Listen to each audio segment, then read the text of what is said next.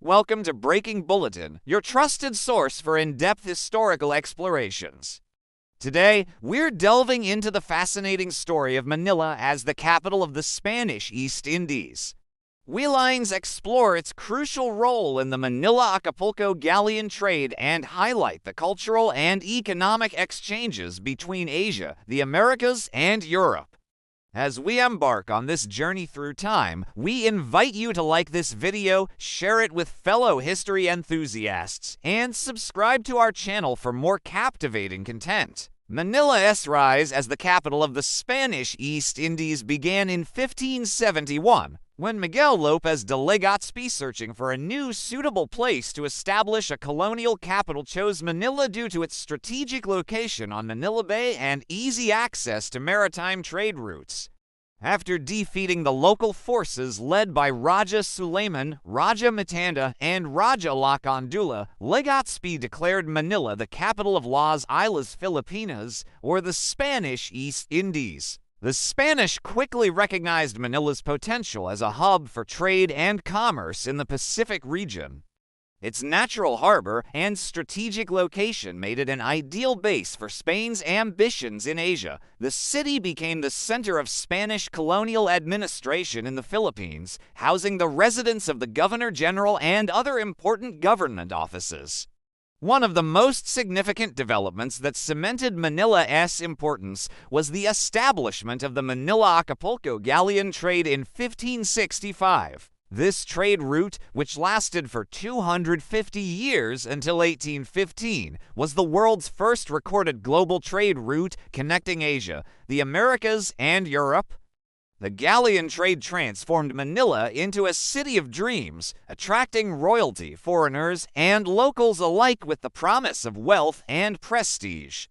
The Manila Galleon, also known as the Nao to China or Nao to Acapulco, was a Spanish trading ship that made an annual round trip across the Pacific between Manila and Acapulco, Mexico. These massive ships, some of the largest of their time, carried a wide variety of goods between the two continents. From Manila, the galleons were laden with precious Asian goods, primarily Chinese silk, porcelain, jade, wax, and spices from various parts of Southeast Asia. These luxury items were highly sought after in Europe and the Americas.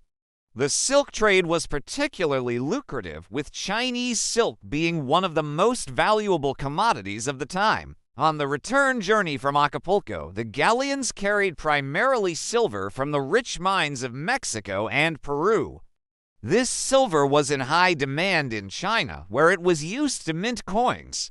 The influx of silver had a significant impact on the Chinese economy and, by extension, the global economy of the time. The galleon trade was not just about the exchange of goods. It also facilitated a profound cultural exchange between East and West. Manila became a melting pot of cultures where Spanish, Mexican, Chinese, and Filipino influences blended to create a unique cultural landscape. The trade brought new foods, customs, and ideas to the Philippines. For example, many fruits and vegetables native to the Americas, such as tomatoes, potatoes, and chili peppers, were introduced to Philippine cuisine during this period. Similarly, Filipino products like mangoes and coconuts made their way to the Americas. Language was another area of significant exchange. The Spanish language, which became the lingua franca of the colonial administration, incorporated many words from native Filipino languages and Chinese. Today, many Filipino words have Spanish origins, a lasting legacy of this period of cultural fusion. The galleon trade also had a significant impact on the development of Manila's urban landscape. The need for warehouses, shipyards, and other facilities to support the trade led to the expansion and development of the city. The famous walled city of Intramuros, built by the Spanish in the late 16th century, became the center of this bustling trade activity. However, the galleon trade was not without its challenges and dark sides. The journey across the Pacific was long and perilous, taking anywhere from 4 to 8 months. Many ships were lost to storms, piracy, or simply disappeared without a trace. The trade was also tightly controlled by the Spanish crown, leading to widespread smuggling and corruption. Despite these challenges, the economic impact of the galleon trade on Manila and the Philippines was immense. The trade brought great wealth to the city, making it one of the most prosperous in Asia during this period. However, this wealth was largely concentrated in the hands of the Spanish elite and Chinese merchants, while the majority of the Filipino population saw little benefit. The galleon trade also had far-reaching effects on the global economy. The massive influx of silver from the Americas to China via Manila led to significant inflation in China and contributed to the eventual decline of the Ming dynasty. In Europe, the availability of Asian luxury goods fueled demand and contributed to the development of new industries. Manila's role as the capital of the Spanish East Indies extended beyond trade. It became a center for the spread of Christianity in Asia, with numerous churches and convents established in the city. The University of Santo Tomas, founded in 1611, became the oldest existing university in Asia and played a crucial role in the education of the Filipino elite. The city also served as a strategic military base for Spain in the region.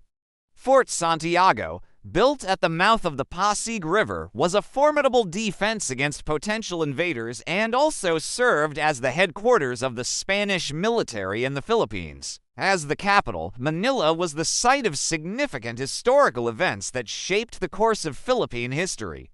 It was here that the seeds of Philippine nationalism were sown in the late 19th century, leading to the Philippine Revolution against Spanish rule. The legacy of Manila's role as the capital of the Spanish East Indies and its importance in the galleon trade can still be seen in the city today.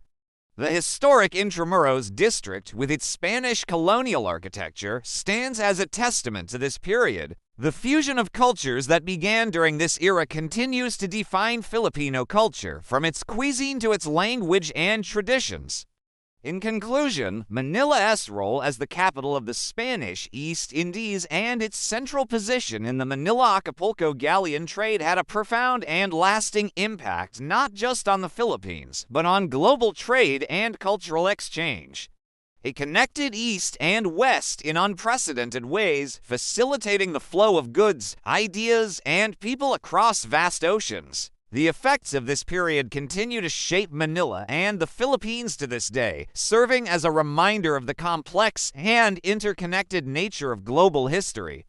As we reflect on this fascinating period of history, we re-left with intriguing questions. How might global trade and cultural exchange have developed differently without the Manila Galleon Trade? What lessons can we learn from this early example of globalization? How does Manila's historical role as a global trading hub inform its position in today's interconnected world? We invite you to share your thoughts on these questions in the comments below. Your insights and perspectives contribute to our ongoing exploration of history and help us build a more comprehensive understanding of our shared past. Thank you for joining us on this journey through time.